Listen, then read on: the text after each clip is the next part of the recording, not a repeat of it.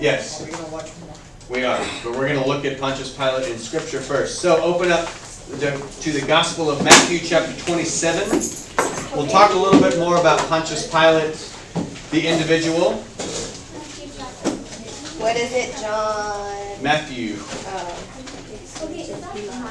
Matthew 27, what? Matthew 27, Even? 27 even? starting with verse 11. We'll start with verse 11. Page 1655. What chapter? 27. 16:55. What's your cup? Matthew 27. It's on page 1655. So again, all four Gospels have Pilate as a part of Jesus' trial. Matthew goes into a little bit more detail. It's in Matthew's story that we get the back and forth between Pilate and Caiaphas, the high priest. It's also where, as the video showed us, Pilate's wife comes into play. We know Pilate's a historical person because Rome kept really good records. And so we have letters that he's involved in dating from the 1st century. And actually, you remember at the very beginning of the video when he goes into Jerusalem with his troops and he unfurls the banners? Do y'all remember that? All of his soldiers and the crowd revolts. It was in the video. It was in the video. Oh. So that was 7 years before the trial of Jesus. That's when Pilate is first promoted to what he will be called in Matthew, governor of Judea. All right? So that's the very edge of the Roman Empire. So Pilate comes in and he wants to make a statement in front of everybody. He wants to declare his power. And so he does just what the video dictates. He walks in and he unfurls a banner of Tiberius, who is the Roman emperor at the time. And he does this not just in the marketplace, he does it in the temple. So Tiberius, Roman emperor, they think he's the Son of God. Do you think the Jews would have responded kindly to somebody declaring themselves the Son of God in the temple? No. No. So they revolt. We actually have record of this. And so it becomes a big standoff that lasts for a whole week. All right, by the end of it, the Jews are protesting. If they think it's blasphemous, it's against the 10 Commandments, you shall have no other God before God, right? And so what they do is they all kneel and expose their necks because Pilate threatens to kill all of them. And so the crowd says basically, kill us, but we're not going to disobey our God. Pilate realizes what a bad political decision it would be to kill thousands of Jewish people.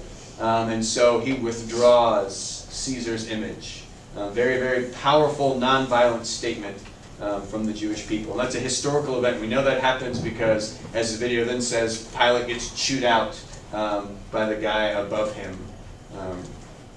in the chain of command. So he tries to display his power, which is one of the reasons why we get conflicted images of Pilate in the trial of Jesus.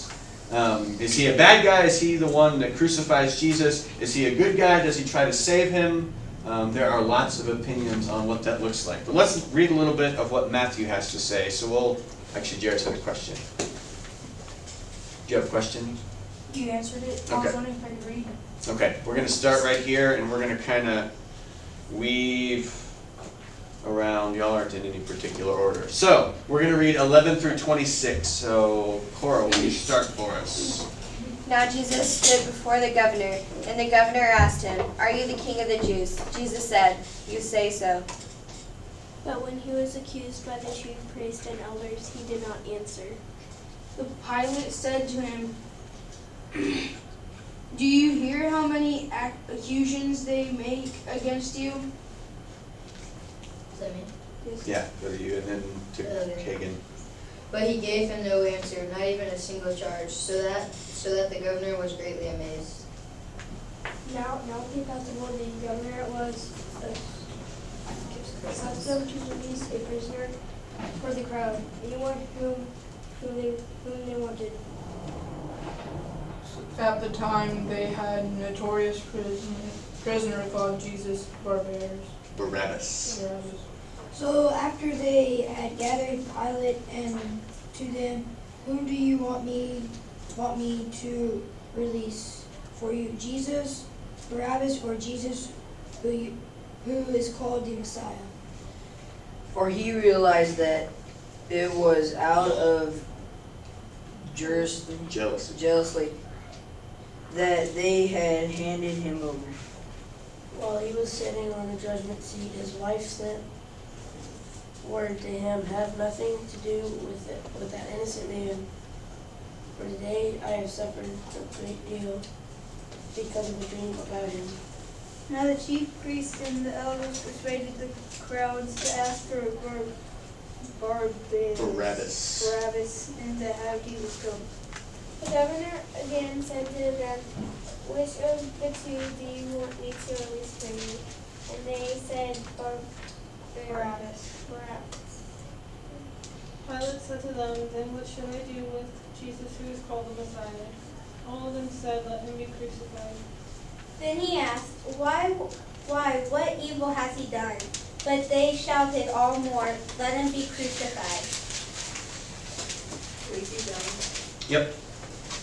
So when Pilate saw that he could do nothing, but rather that a riot was beginning, he took some water and washed his hands before the crowd, saying, I am innocent of this man's blood. See to it yourselves. Then the people as the whole world, then the people as the whole answered, His body be on us and on our children.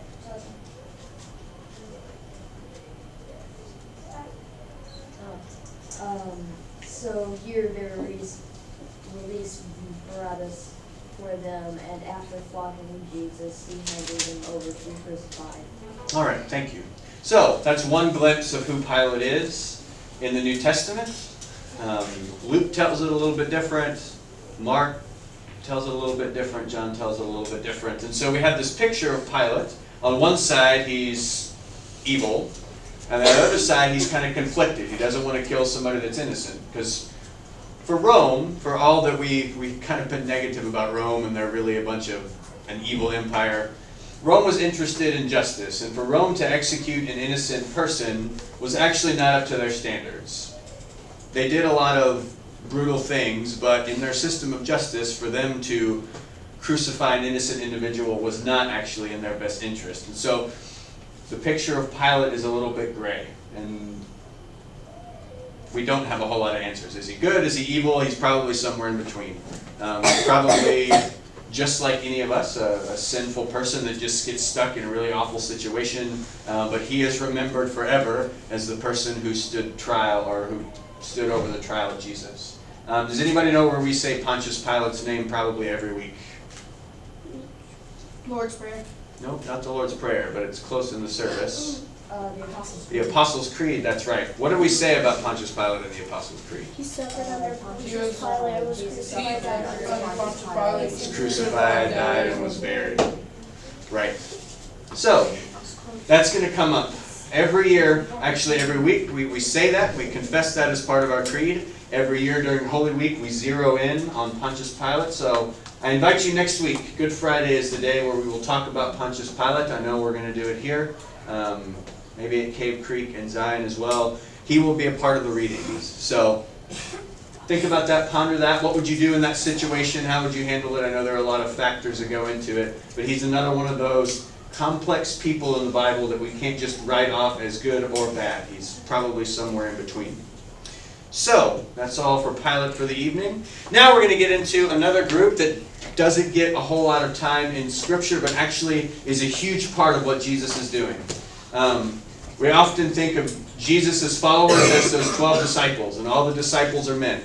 But within that group of followers is a large group of women. And so one of them is Mary Magdalene. She is our next character for the evening. So we'll watch the video, and then we'll talk a little bit more about Mary.